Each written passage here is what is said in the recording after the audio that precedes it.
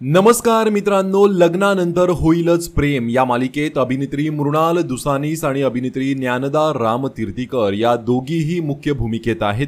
मात्र सध्या सुरू असलेल्या कथानकामुळे या दोघींचे चाहते आमचीच अभिनेत्री भारी आणि चांगली या वादामध्ये अडकले आहेत।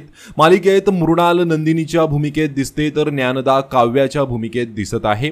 नंदिनी थोडीशी शांत, खंबीर आणि संयमी आहे, तर काव्या प्रेमळ, रागी, हट्टी पण स्वतःच्या हक्कासाठी लढणारी आहे। या दोन्ही बहिणींचं एकमेकींवर जीव आहे। मात्र मालिकेत या दोघींचं लग्न झाल्यापासून काव्याला निगेटिव्ह दाखवण्यात आलंय तर नंदिनीला पॉझिटिव्ह दाखवण्यात आलं आहे।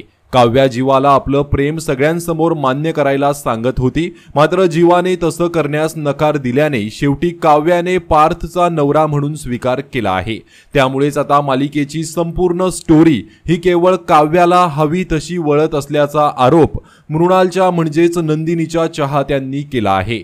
नंदिनीच्या चाहत्यांच्या मतानुसार काव्याला खूपच फुटेज दिलं जात आहे। तिला निगेटिव्ह दाखवल्यामुळे मृणालला स्क्रीन टाइम कमी मिळतोय, तर दुसरीकडे काव्याचे चाहते म्हणतायत की काव्या नंदिनी आणि जीवाच्या मध्ये येत होती, मात्र आता ती स्वतःहून बाजूला झाली आहे तरी यांना प्रॉब्लेम आहे।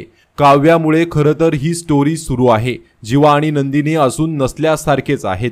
नंदिनी तर सतत रडत असते। नंदिनी सतत विक्टिम कार्ड खेळते। नेहमी चांगलं बनण्याच्या प्रयत्नात ती भूमिकेत नवीन असं काहीच करत नाहीये असे म्हणत नंदिनी आणि काव्याचे फॅन्स हे एकमेकांशी सोशल मीडियावर वाद घालत आहेत। तर तुम्हाला काय वाटतंय, काव्याला जास्त फुटेज दिलं जातंय का, नंदिनीला कमी दाखवलं जातंय का? तुम्ही कोणाच्या बाजूने आहात कमेंट करून नक्की सांगा। धन्यवाद।